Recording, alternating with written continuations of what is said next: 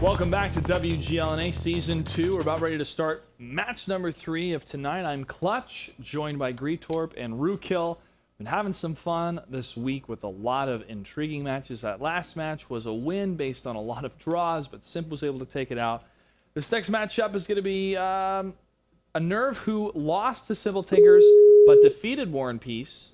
And we have Simplistic, who has lost to Simp, who lost to Simp in a shootout, and they lost to Cazadores. So Simplistic needs a win here to get on the board for some points. And Nerve being 1-1, I think they're doing okay. This is a team that has changed up their roster. They lost a number of people, and they're still trying to find themselves. I feel. The first battle they had, it was a little bit close. Like, you could see how they were a little bit, I wouldn't say nervous, but a little bit just getting things together. Because remember, there's been big switches in Nerves in terms of rosters from Season 1 to Season 2. Independent now on Pub Stars instead of Nerve. But in their next series, they looked really, really good. And that's why I'm looking forward to them. Simplistic, of course, a Sim team, always a treat to have one of them. It's going to be an interesting match. A treat to have, not just on the battlefield, but also on the face-off. Let's go ahead and throw it to these gentlemen in our face-off of Nerve versus Simplistic. Good evening, gentlemen. We're going to start with Simplistic first, the most American face-off person so far, and also with the most manly of beards. I have to commend you on your beard, sir. Well, thank you. Waffles, first up, you had a tough loss against Cazadores last night. You also had a very intriguing face-off last night, I have to say. Your thoughts and feelings moving into the last day for week 1? Well, as you guys know, we had a tough loss last night, and we've decided to go ahead after persisting allegations, mostly started by us, of performance-enhancing and drug use among Cazadores. We're going to launch a full investigation. It will be comprehensive, and we will get to the bottom of what happened last night. That's all I'm going to say for now, but there you have it. Okay. All right. Well, best of luck in that investigation. Thank you. I can recommend some people that speak Spanish, but I'm pretty confident you won't find anything. Anyways, you're a member of Simp. Some people say that you're the third string of Simp. Is that true? Are you prepared to be the first string?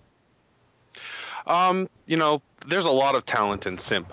So being what is inarguably the best clan in World of Tanks and being the third team in Simp, I would say, if you're going to be the worst of the best, that's not a bad place to be. Obviously, we would like to think of ourselves as, the bronze place finisher. But right now, that's the results. But we'll see. Hopefully we can turn this around. All right. Well, you're still in the league, and we look forward to watching your team develop. We'll also look forward to watching Nerve develop. Hornsby, you gentlemen lost to Simple Tankers, and it was a good fight, but you were able to beat War and Peace. After you had your first victory this week, has that helped your team have more confidence? I know a lot of the guys definitely felt really good about it, so I think it was a big step up for us, definitely in the confidence, especially for guys who had to make up from that first loss, maybe missing a few shots. We're definitely able to make up for that later on. And with missing those shots, that can lead to some splinters mentally in the group. How do you address that as a team leader? Do you berate them continually, or do you say, hey guys, shake it off, let's do better next time? Literally, it's just you have to make up for it in the next match. That's how you fix things. You make up for it next time. You can only play one game at a time. Next time, you better get it right. Quick apologies real quick. Simplistic did not face Simp earlier on. It was Simple Tinker, so Simplistic lost one of the Cazadores. I apologize for that. But Andre, you had something for our gentleman. How do you feel going into this match without your bodyguard around you? Like I said, I was a little fuzzy on the shootout rules. I was educated after last night, so after I found out that it's just going to be with virtual tanks, I didn't feel the need for a bodyguard anymore. So. Did he take the gun with him? He did take the gun with him, yes. I'm sorry to hear that. All right, well, Waffles... And his guns as well. He also took those. Well, good luck if you don't have that protection for you, but I'm sure your team performed just fine. Do you have any words for Hornsby and Nerve before we start the battle? Well, it's a time like this, gentlemen, that I like to quote one of my favorite philosophers and poets of the late 90s, Mike Tyson. I will say that we plan to be the greatest champions ever. Our style is impetuous, our defense is impregnable, and we will not stop. Thank you luck. for that. Hornsby, do you have anything to say? That's it. Good luck. All right. Nerve, you have the higher seed. Heads or tails? Tails. Tails, and tails it is. Defer. They will defer the map. Simplistic, what is your map choice?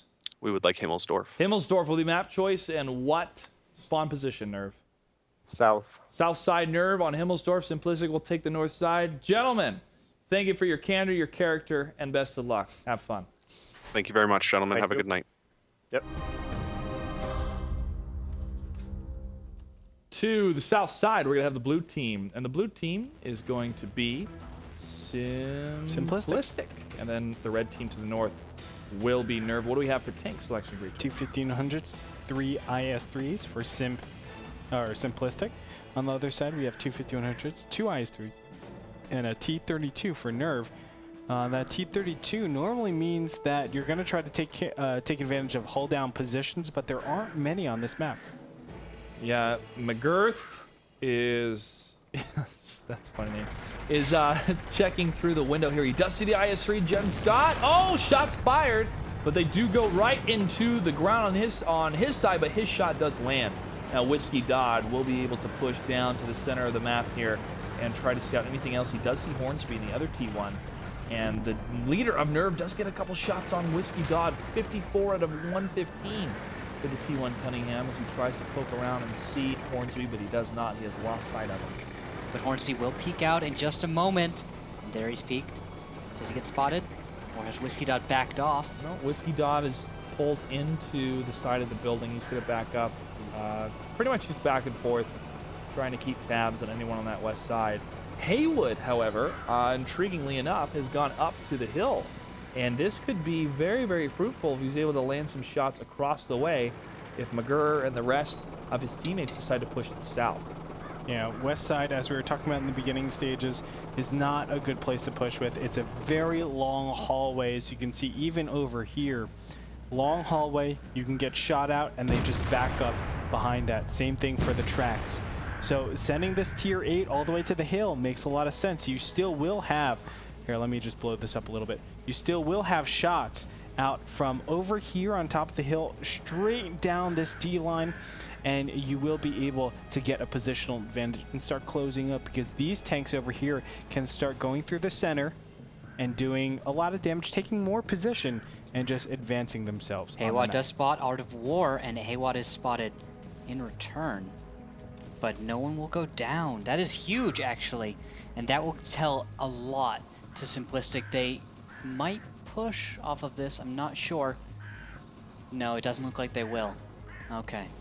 Or maybe not. That is... That could They're be going to a move it true out. assault. They're Yep, rolling out, now recognizing their T-32 out of position. Now Simplistic is going to take that western approach, and the IS-3s are going to lead the charge.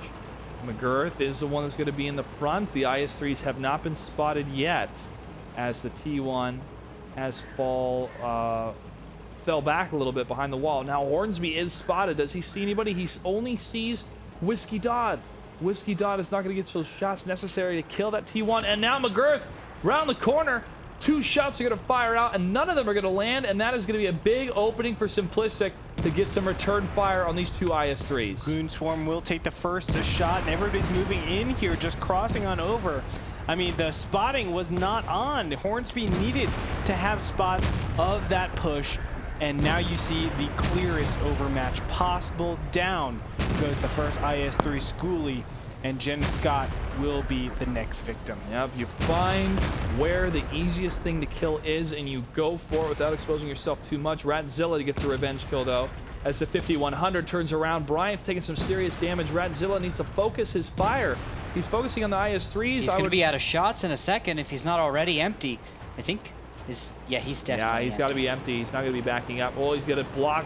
Nice job, at least by him, to try to block for Psycho Killer. But there are to get shots further coming away. in by Haywood from the hill, and he did penetrate once, but he's going to only track Doberman now, as Psycho Killer is trying to regroup and escape maybe, or at least get some kind of flank on these IS-3s. T1 doing some damage against Bryant 21 as Hornsby's going to take off here. Bryant's going to reconfigure his approach as he backs up. Doberman and Speed Weaponry are going to push in against Psycho Killer. Haywood in that top area from the hill, as you said. Oh, nice shot by Speed Weaponry getting that kill. And now what is left on the map is one Tier 8, that's Haywood, and the L Tractor is down. Hornsby, the only one left alive, is for the T1s, for the Tier 1s. He's going to be Chase. Brian actually going to the south.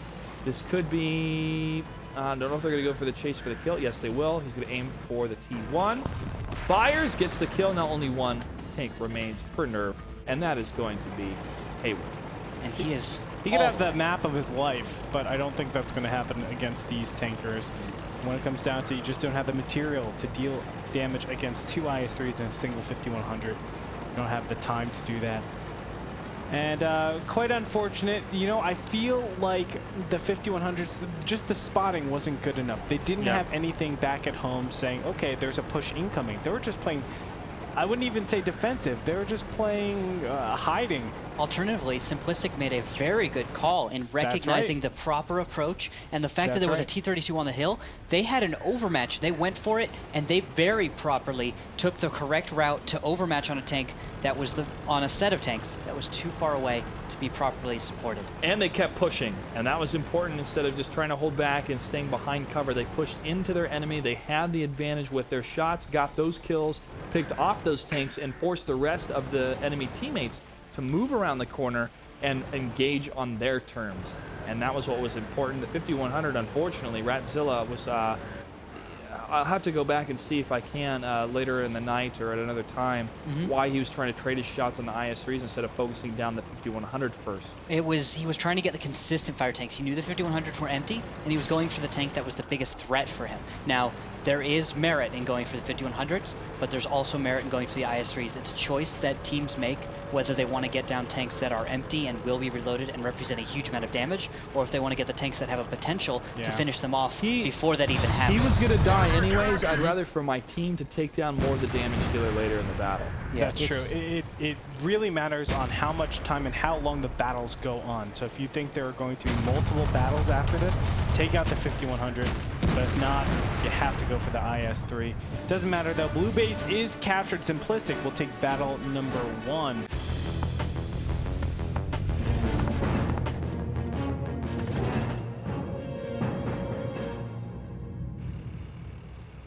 Andre, I don't wear glasses, but should I start? What do we have for tanks? We have a Yag Panther 2. Oh baby, oh baby! 2 T-32s and 2 1390s for nerve. We were talking about the Yag Panther 2s and yesterday and how they have incredibly good accuracy, and maybe we'll get to see that here on Prohorovka. On the other side, we have 2 T-32s and 3 1390s. And we're having these 1390s just cruise around here. Oh, the battle's brewing. A battle is brewing. Both teams choosing to stay on the west side, and more importantly, the west side in the center. Yeah, this is more towards the middle fight, at least for Simplistic. Simplistic's more middle. We've got kind of a more western approach to this same style from Nerve. They're going to use those T-32s and haul down, but we've got an extra 1390 out of Simplistic. If they can jump on either Explosive Brutality or Haywood, maybe both, we could see this fight go to Simplistic if they can make this happen out of the range of Radzilla, who is in the Yag Panther 2. That's going to be so important. I feel like the Yag Panther 2 represents a very strong defense for Nerf, which Simplistic will be taking a huge risk in trying to aggress. That comes down to the mobility, though, and trying to set up any flanks is going to be very, very difficult because of the railroad tracks, unless they decided to go for a bit of a gamble and shoot 2 of their 1390s all the way to the south on the east side and move in against the Yag Panther. The turrets for the rest of the tanks would have to move towards that area, leaving them open in that center area for the northern tanks to push in. However, a lot of things would have to line up for that to happen. Big spots on all of the T-32s for the blue team. That is Nerve.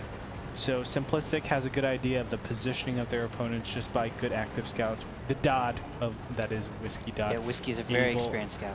Yeah, able to get up there and see everything that's going on. That's really important. He recognizes the Yag Panther 2 is effectively direct fire artillery. Oh, he's actually going to go over. They're going to begin some kind of engagement here, attempting to take ground. There's 1390 supporting as Whiskey Dot leads the charge. They're taking the east side of this map, and they're going to try to tighten this noose around the members. Yeah, and I love this. They're utilizing their mobility. They're utilizing their ability to get into the right position. And this is that southern side push coming in now. Explosive Brutality and Haywood are taking some serious damage from those 1390s. I'm a little bit worried, though. The T-32s are propped up with their hulls exposed, so they're not in good hold-down position, and Jen Scott and Good Swarm are, but it looks like there's just too much burst. Can that Yag Panther 2 do the damage it needs to do? Whiskey Dot, 81 hit points. Down it goes. Brian in a okay position, and now the Yag Panther 2 might be focused down. He's doing some good damage and good shots onto his opponents, but Goon Swarm and Jen Scott in the perfect position. If Brian turns his turret, he's immediately going to get punished. He keeps and turning here comes Goon Swarm, misses, but Jen Scott will connect. Bryant kept turning his turret twice when the immediate threat was to his right, leaving him more exposed. Doberman did not have that counterfire because he was too far down, and now it's 2 T-32s versus 1. And Schoolie is reloading right now. There's no way Doberman can get out of here. He's going to have to brawl against a full HP Goon Swarm in the T-32 and a Jen Scott, and the damage is too much. They're pushing on in, getting the right shots, and they will be able to connect. The Yag Panther 2 doing damage behind that, down to 161 health, and down he goes. Schoolie, the last tank alive in his 1390, will go down momentarily. Oh, that Yag Panther barely misses here. Jen Scott trying to line up the shot on the 1390. He bounces on this amazing T-32 front armor. That's right. And Goon Swarm, excuse me, gets that kill. McGirth, the only one left alive, is going to go to the south, try to go for a flag cap. Why not? As the blue team will head to the north. Don't chase the T1. We can go for the flag capture at 5 minutes and 20 seconds. Nerve showing they have some bite. That Yag Tiger, we're going to have to see how, or Yag Panther, excuse me, we have to see how much damage you did. It was the convergence of the 1390 swarming around all the tanks except the Yag Panther 2. And the Yag Panther is sitting outside of everything saying, delicious shots. I'm going to eat them up so much because these 1390s are not swarming around me. If you just have one 1390 going to that Yag Panther 2, all of a sudden you have a dead Yag Panther 2. I mean, that's what it comes down to. That was that southern approach I was talking about. Unfortunately, they cut that approach in half and went for those tanks in the middle. Yag Panther trying to line up the shot against the T1. Oh, he misses right over. The T1 trying to land some shots against Ratzilla here. Ratzilla is just going to crash into him slowly but surely as he approaches the T1. They're going to go for the flag capture as well. Multiple tanks will be in that area in just a matter of moments. Minute and 2 seconds left. Yag Panther misses! McGirt stays alive. Ratzilla's missing a lot of stuff. God. And this could have been a 1390 instead of a T1, by the way, in the very beginning stages. Ain't no problem. And he gets it. Wow, overkill. And that's going to be a victory for Nerve. As we said twice already, if they would have gone with the 1390s with the mobility, use the strengths of those tanks, guys, to go for the Yag Panther to the south, it could have been a different story. Yep, unfortunately it wasn't, and Simplistic will go up 2-0, ladies and gentlemen. No, Nerve wins. Nerve won that? Oh, yeah, you're right. Yeah. You're right. It's 1-1. And that's going to do it. Nerve will take it. There you go. Putting the score at 1-1. I just sucked up my words. Hey, man, at least it wasn't me with that shot in the air, and I thought Simp tied it at the very finals. And I went, all of a sudden they drew, and you looked at me and went, no! And I went, no, Fulcrum wins! No. Fulcrum just took home $50,000. Simp took home $25,000. The shot that cost $25,000. It was mathematically very confusing. I will give it to you. It was so close On that. But that's why we had you there, man, and make sure we got it right with the math. I am the token math guy right now. Well, let's go ahead and look at this Yag Panther here, and then let's take a quick commercial break. He was able to penetrate 7 out of 10 shots. 8 of them were the ones that landed, but that was enough damage to shut down at least the mobility of some of those tanks. The T-32s dealing out the rest of the damage there. Good job, guys, making me proud. Let's go ahead and take a quick commercial break. We come back, battle number 3 of Simplistic versus Nerve. You're watching WGLNA. Stay tuned. Welcome back, WGLNA Season 2. And, whoa, careful. We are in battle number 3 of Simplistic versus Nerve. I'm Joshua Gray, joined by Andre Hengshua and Randall Holcomb. We are going to go into Ensk. East side push. I'm calling it right now. We're gonna see what By they who? do.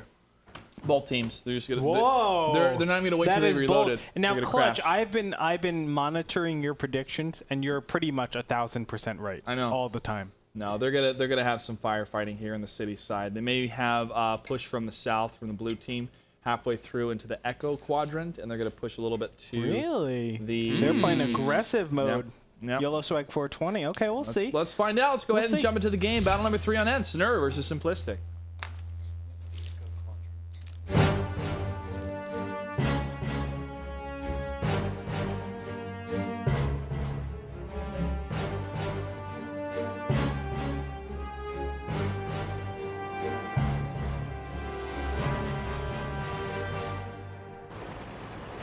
You guys don't know, but we were secretly just hitting on Clutch for calling. Well, Rookil was for calling the E block a quadrant. Listen, it's almost a square. It used to be. They had construction. No. Haters gonna hate. It's okay? right here. I'm It's a right hater. here. Look. I hate so hard all One, the time. 2, 3, 4. That's 4 areas. Quadrant. But why is it the Echo quadrant? Because Because the E line. Echo. But what does the E line have to do with that quadrant? It's because it goes right through the center. It's more like the E line. Well, Jen Scott's able to kill one of the T1s. He destroyed Art of War. And now, wow. I Haven't seen this strat in a while. I haven't seen this strat in a while. But you indeed. called it, Clutch. East side push. This counts. Well, technically it is on the east side. We cut the map in half, but it's Whiskey Dot. It's at the true east side. Was not prepared for this railroad push. I like it.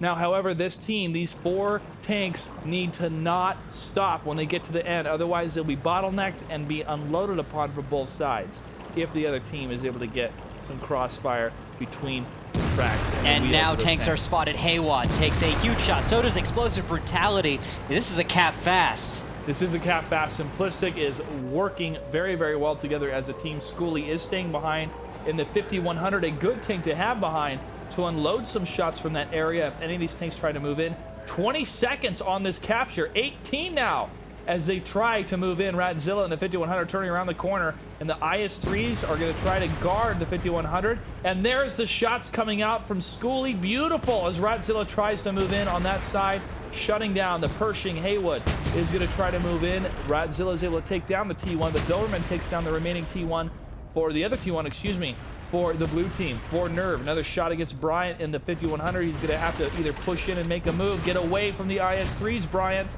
You're going to have to get away from that fire. Doberman, his IS-3. No, Bryant's going to turn his turret to the IS-3, and he's going to go down. Schoolie has some amazing shots, flanking everybody. Haywood will go down, and now Schoolie is going to close in here, and I almost want to say this is going to be a good engagement. However, on the other side of the map, there's a cap going on. Lieutenant Carter counter-capping this, and if the red team are not able to clean up all of these tanks, all of a sudden, Nerve, they're going to take the battle. Bryant stayed in that area way too long. The 5100 out of play is going to be a huge deficit for the red team, but they were able to take down Radzilla on that side, but Explosive Brutality is still going to be left alive. He's going to back up here away from the engagement as McGuff will go down. Goon Swarm able to get that final kill.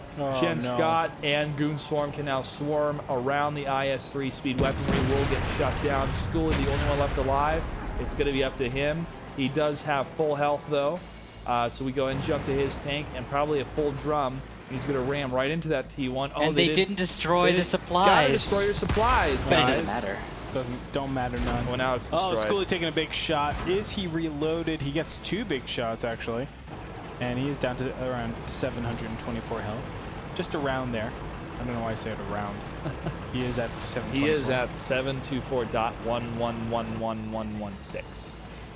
Very accurately right. done. Yeah. Actually, did you know that World of Tanks, you actually use a lot of... you can do fractions of damage. It's just not shown to you. No, I didn't know. I didn't even know that. Where'd you learn that? The wiki. Oh, Cool. Well, this is going to be a victory for Nerve as they're going to push it on the flag cap here unless Schoolie is able to somehow destroy the remaining Tier 8 tanks, but he's going to be on the run. His base is under attack. Will he turn around? Nope. He's going to simply keep going down to the south, try to cap himself in that position. Matter of time, though, as all 3 tanks will get on the capture. And there it is, 24 seconds left. I really appreciated the type of aggression that happened here, but they needed to keep the 5100s alive longer. And that is using the buildings more and making the enemy chase you, especially with Schooley's positioning the 5100. He could keep landing those shots, shutting them down from approaching on that side, and therefore they could focus on the IS-3s and 5100s coming across the other way. And that's do it, folks, as Nerve takes the battle victory. They're up 2-1.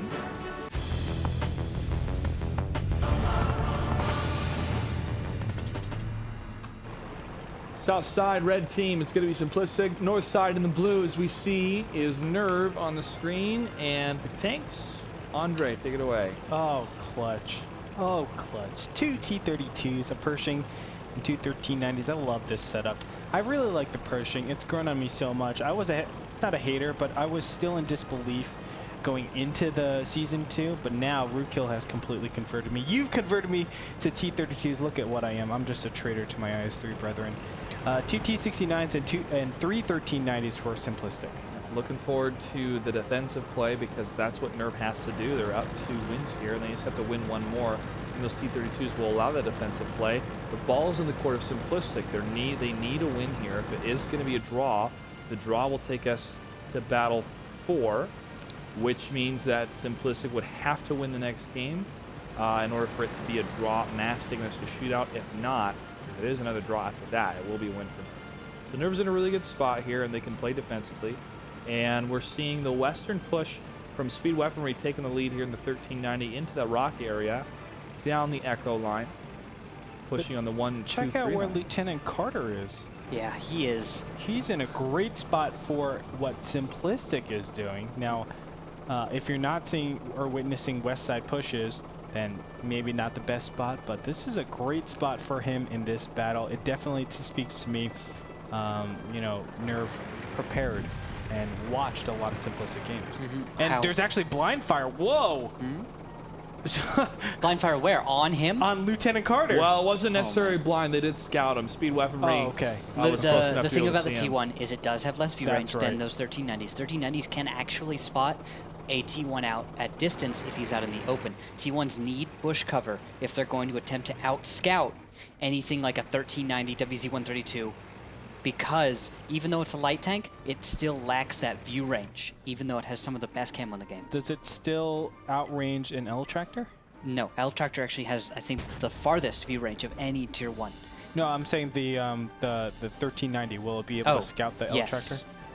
If the L Tractor's in a bush, of course, no. No, yeah. But most tanks in a bush with the newer camo system can actually sit there in the bush, not be spotted until the...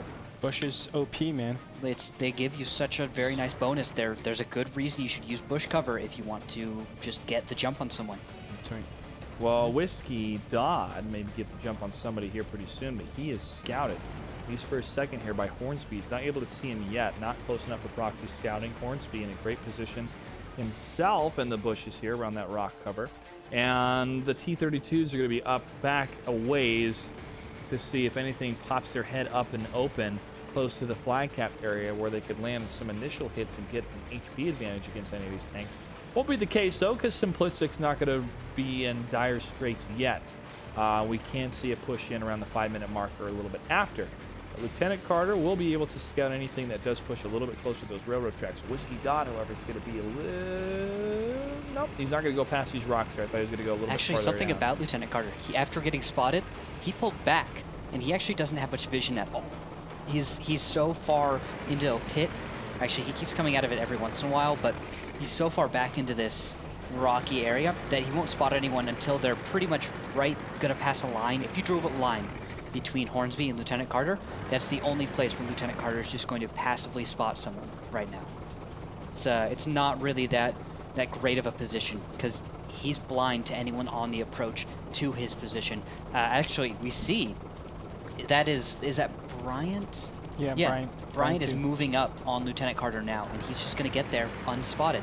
Now, Well, Lieutenant Lieutenant Carter poking over, but even because of the positioning of his hatch, he's still not going to be able to see downwards all too well. So that's a big problem. It's still not inside of his view range.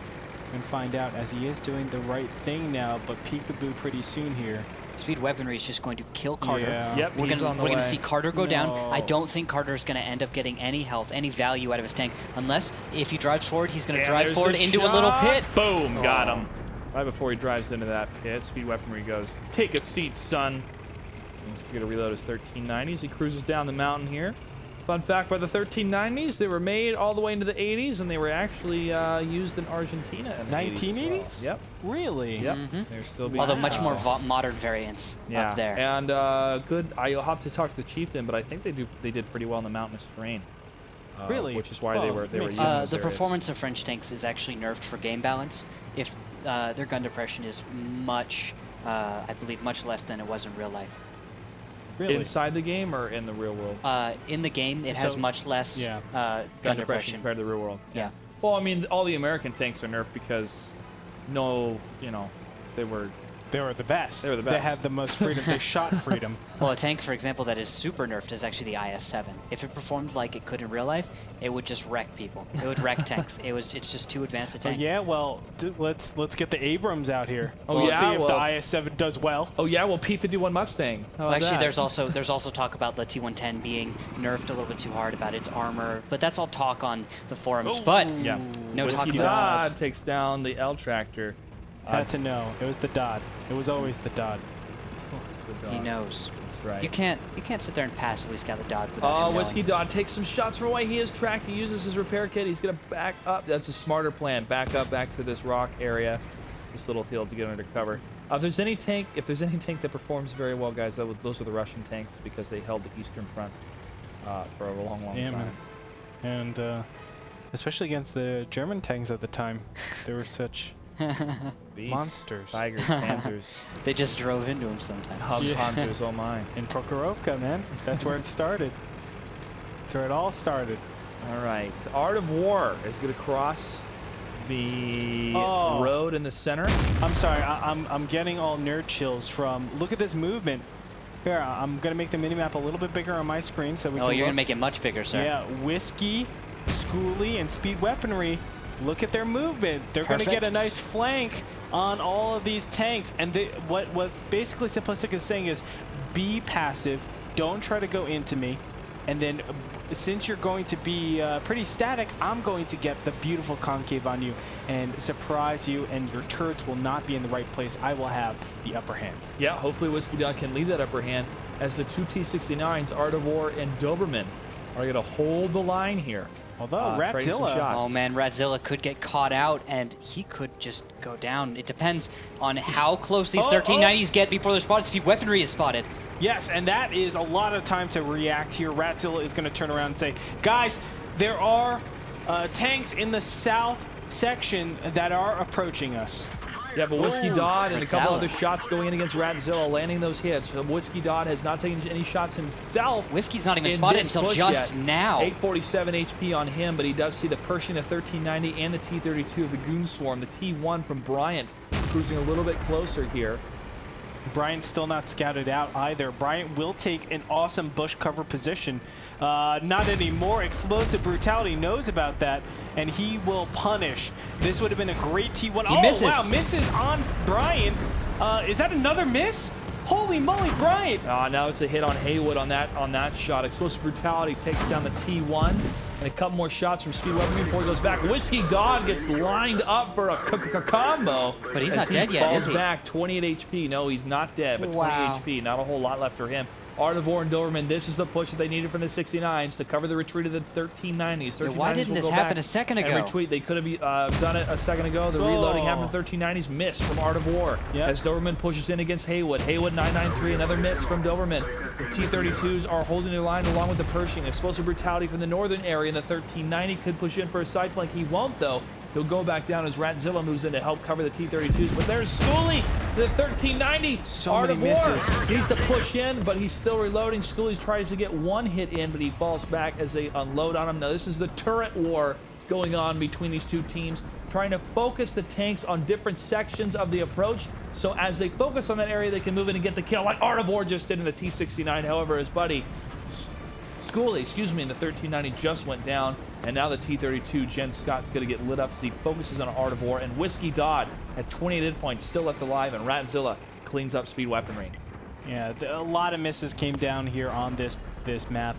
But when you look at the end, just the durability of those T-32s, T-69s were not able to connect their shots. They didn't make the shots count, and you saw the effect of that. Remember, you're running 3 1390s and 2 T-69s. You have a lot of burst, but you don't have killing potential against those T-32s. So one battle is not going to decide everything that goes on, and this is the result. 2, oh 1, my God! Draw because of the T1 in the corner. McGirt.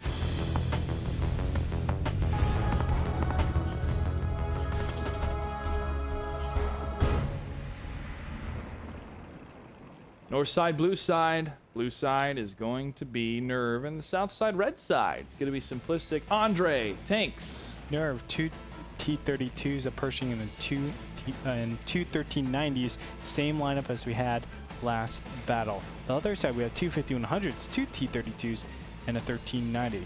Obviously, the burst going to Simplistic. They have the much heavier lineup with those 5100s.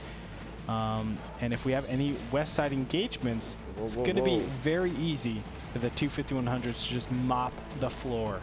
We could. Whiskey Dodd sees Explosive Brutality, lines up his tank to escape, gets 2 shots in. 1 shot hits him, though, as he falls back.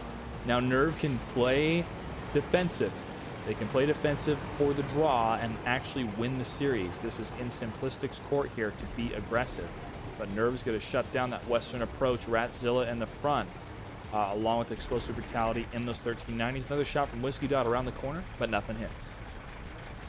Yeah, this is a little bit interesting. I'm really wondering why they went to the west side. Nerve I'm talking about, since Nerve has that Pershing and the extra 1390, they're not really able to use the mobility advantage they have with the 2 1390s. I mean, this is just an all-out brawl mode. You have 6 shots from a 1390. You might not pen all of them, and they only do on average like 240. Yep, spot on with that. It's the thing you're looking for with these 1390s was actually just a little bit of advanced scouting. I don't know if they bet on that kind of a push out of Simplistic, but look at that lineup out of Simplistic. Here it comes. Oh my gosh. McGirt is going to take the initial shots. The 2 1390s are trying to engage. It's good that they're getting the first shots because they can easily just run away, reload, and come back a minute later and have another 6 shots lined up. But when it comes down to it, you still have to be careful because you do not want to be losing a lot of hit points. They're down to 772 and 631 respectively. I think Art of War is spotted out. He will go down. That T1 is going to be a huge lead for map control going to Nerve. Simplistic would have been able to do something if they'd put 2 T1s and gotten them to north. They could have maybe taken out Hornsby, put some cap pressure, which would have helped them in a brawl. Now you have that advantage going to Nerve. Here's the and this push. is the worst time. Explosive Brutality is reloading right now, or at least that's what he signaled on the map. So this is an overmatch here a little bit here, 5v4. Doberman pushing in the T-32. He does get tracked, but he can be a shield for that 5100 coming around the corner.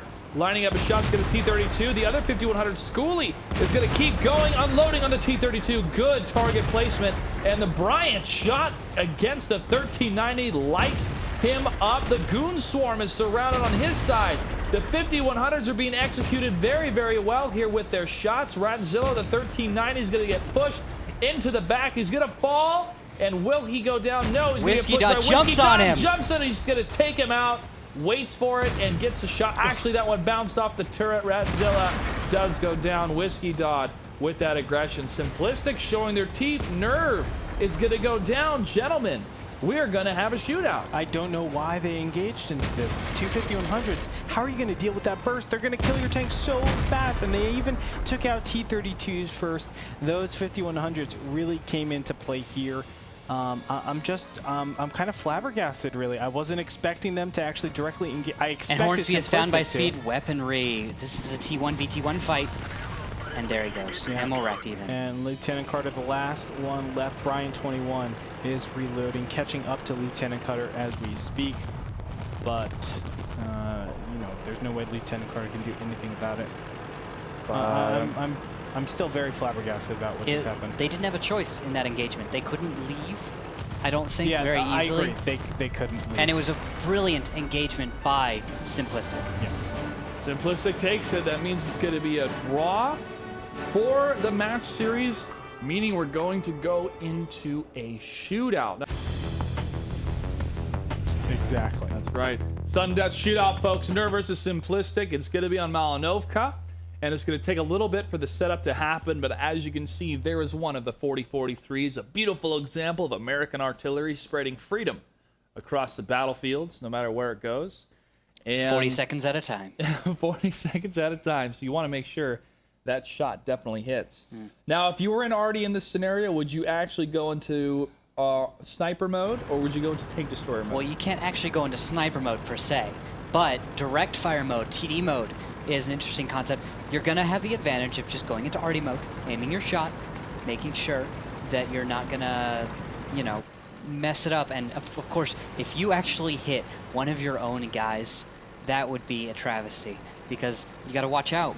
Because even though an M4043 has a great arc, if you're close enough to your opponents, you're gonna have a weird time here. Now, we want to remind everyone, too, that the admin is on the red team side. The red team is Simplistic, so one of the tanks does not count for their lineup. The admin is in the game with them to make sure they are on the right sides of the field, to make sure that no one leaves that farm area, and also will be the one to declare over TeamSpeak to all of the teams, so everyone can hear it clearly, when to fire. And also, you know, within the game itself. So he's going to make sure they are on the right area on the map, and once they are lined up, he will move out of the firing range and then declare fire, and you will see the firefight happen. It's crazy, guys. They are going to take up a position. Are members of the Simplistic team spreading out enough to the point where they're going to get instant shots on those? They do have this about 10 to 15 feet spread from each of their tanks in the back. So we have Art of War at first behind two of the mediums, and now they're going to spread back even further. The two mediums are going to be in the front here to be the Huss, the dead Huss for them to hide behind. And Observer 9 is making sure they are in the right area in his tank, telling them they're going to have to push a little bit back, or you can't go past this line. Yeah. And once they're set,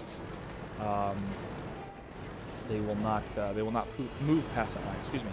On the grid of the map, and he just has to make sure they do file into the right position here.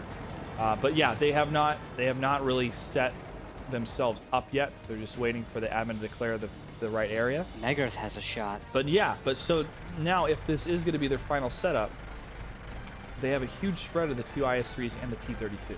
And look at this. I mean, we can't not talk about the burst that will exist. Remember, because the arties start with an already zoomed in reticle, they might be able to get some really good shots on their opponents. That's a big thing you have to think about. So the initial burst, you could see 1 to 2 tanks dying right away. Megarth is declared as the primary. They're going to shoot him first. I'm just saying this. I'm seeing T targets. Megarth is spread out. As you can see from my view, I'm right over the shoulder of an M4043. From here, Megarth has a clean shot. I can see Doberman also across the way.